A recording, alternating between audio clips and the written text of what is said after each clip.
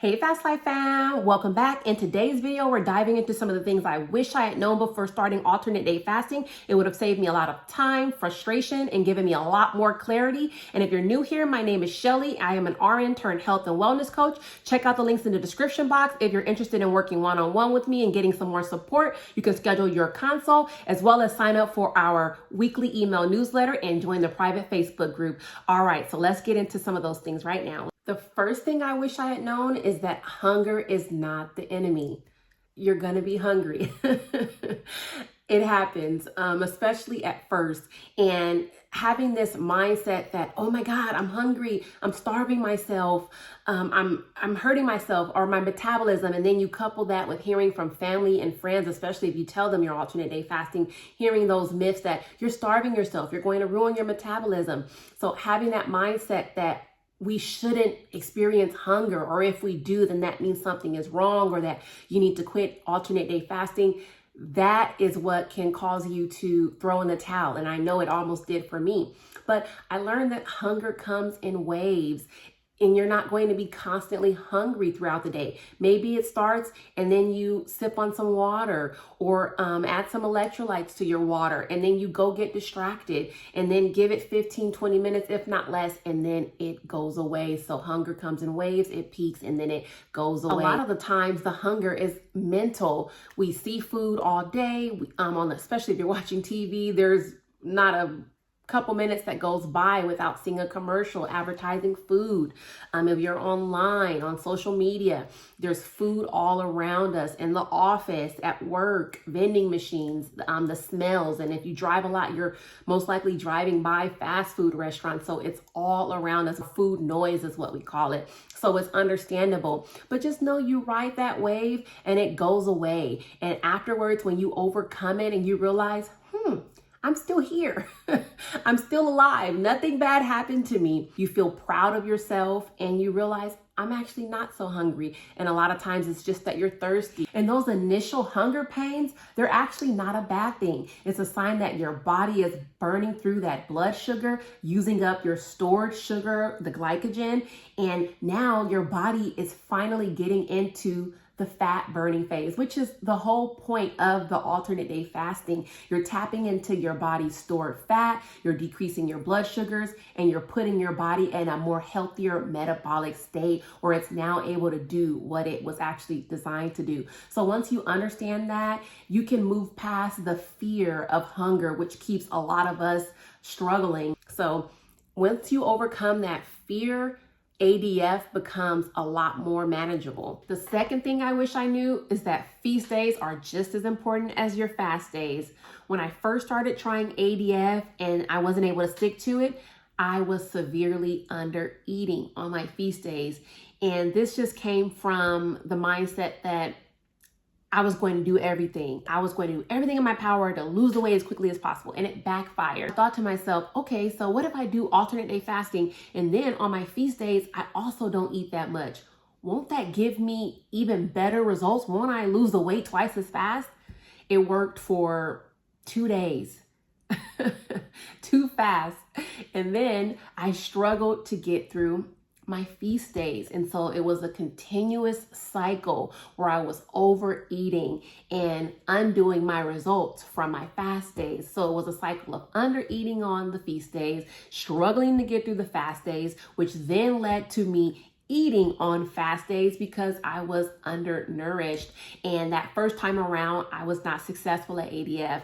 Once I started better understanding, learning, and understanding that alternate day fasting is about a balance for your body. Your body is doing what it's designed to do. There's no need to undereat on the days that you're feasting, because that's a time where you give your body the nourishment that it needs, and that prevents it from holding on to all the calories that it can, because it senses that you're under eating and that it needs to go into fat storing instead of fat burning mode. You're already doing enough with alternate day fasting, and I learned this firsthand until I finally was able to get a system for myself and actually stick to it and see results the second time around. I learned to trust the process. Results will come, especially when you're fueling your body with whole, healthy foods. There's no shortcut. And trying to take a shortcut made it impossible to stick with. Enjoy the process, and then it becomes something that you can do consistently time and time again. And so once I got past that, I was able to do it and stick with it, and you will too. The third thing I wish I knew is that electrolytes matter. Boy, do they matter. So first starting off, I was drinking a lot of water, and I was proud of myself because that's a big one, just to get in enough water. But I didn't realize that not only with the water, you need to replenish the electrolytes that you're losing. So when I felt tired, cranky, dizzy, a headache, I thought to myself, oh my God, I'm so hungry. This is why I'm having all these symptoms. And a lot of it was coming from having an imbalance of electrolytes. So once I started adding a little bit of salt, and later on I started buying electrolytes, I noticed that I felt so much more energized. Headaches went away, dizziness went away, and I was able to sail through my fast days. So initially starting off, you can try something like a salt, or pink Himalayan salt is what I use. Also, I had some of the Morton's light salt, and has salt and potassium, that Morton light salt. So before I went out and I was just new to it and I didn't want to spend on a whole bunch of fancy electrolytes and whatnot, I was just having either the pink Himalayan salt, regular salt, or the Morton's light salt to get my kind of double whammy of the sodium and the potassium. And then I've always taken magnesium, or I've been taking it for a long time just for migraines. Magnesium helps with headaches, migraines, muscle cramps. I also use it during certain weeks of my cycle. So once I started adding electrolytes, I'm telling you, fasting became so much more manageable. So if this sounds like you and you're having all those symptoms, consider adding electrolytes. It worked for me and it could work for you. And at the end of the day, you do trial and error and you see what works for your body until you find your own system that keeps you more consistent with ADF. The fourth thing I wish I had known before starting ADF is that weight loss is not linear, and the scale doesn't tell you the entire picture. So I remember starting off, I just wanted to see rapid results. And yes, I was able to lose a lot of weight in the first month, but it's really the cumulative results over a span of months that showed me that ADF was really working. I remember there were times, especially when I started off in the beginning, that if I didn't see that scale move after a fast day or show me a 2-pound weight loss, I would go into like a mental spiral, wondering what I did wrong, if this was worth it. I would think, oh my God, I didn't eat the whole day and this is what I have to show for it. So when you understand that weight loss isn't linear and that the scale doesn't tell you everything, it's just one metric, one numerical sign of what's happening, you start to realize that, fasting is not only about the weight, it's about the internal process that's happening with your health.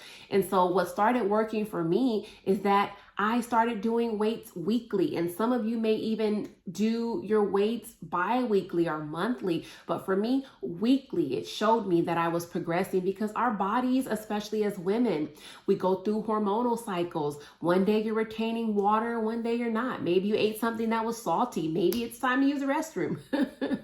Maybe you did eat something and now you're weighing yourself. So of course the scale's gonna, go up. And also, fasting, things are happening inside the body that we can't see. So a lot of times before your body can release the weight, it needs to do some healing internally. It needs to get rid of toxins, and then you'll start noticing that your body is now releasing the weight after the water, after the toxins, and then you're burning fat.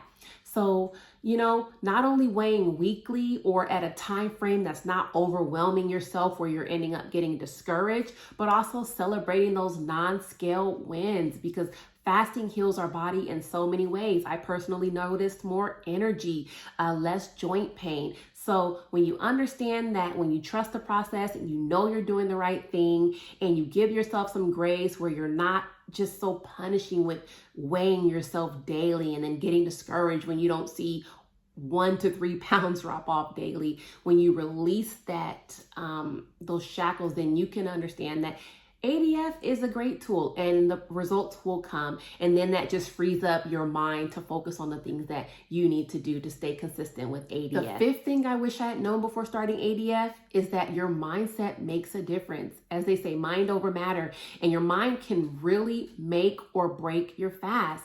I remember starting off, I was just really only thinking about, okay, don't eat, drink water. But there's a lot of mindset shifts that take place when you're doing ADF that can either help you stay more consistent if you lean into it, or can really derail you. So I would say expect some ups and downs while you're doing ADF.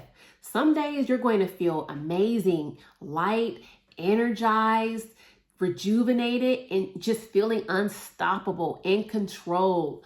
And then other days you may feel hungry. You may have a moment where you experience old cravings, or you might feel frustrated because old habits die hard. Maybe you do want to eat something. So it comes in waves just like the hunger, but over time, it gets a lot better and it actually becomes enjoyable because you know that you are doing all that you can for your health, that you are working towards reaching your weight loss goals. And so ADF becomes a powerful tool that you actually like to do and that you look forward to doing. And along with that, another recommendation I would give would be reframe hunger. It doesn't have to be something that is a punishment. You don't have to tell yourself, I'm starving, but I can't eat. Think of it like I choose not to eat. The food's there, but guess what? I decide what I put in my body. And right now I'm allowing myself to rest.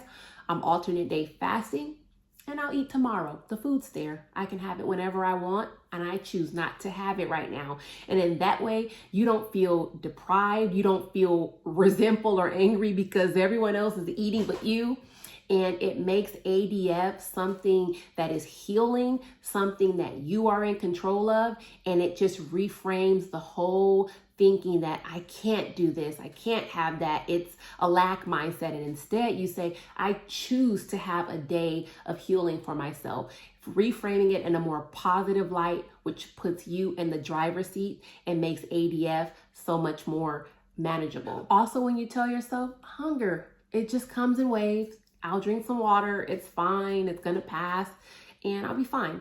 Then that allows you to move past it, accept it, not get so freaked out by being hungry. You don't have to be hangry, upset. You just let it come, acknowledge that it's there. Yes, okay. And then you get yourself busy with something else, and then the hunger passes, and that's it. No major catastrophe. And you're able to continue on with your fast day. Some other big mindset shifts were setting realistic intentions. Maybe you need to shift your fasting window a bit to fit your life. Maybe you have to end the fast a little bit early. Or maybe some days you go a little bit over or a little bit under your 36-hour fasting, and that is okay. It's the consistency over the time that gets you the results, not perfection.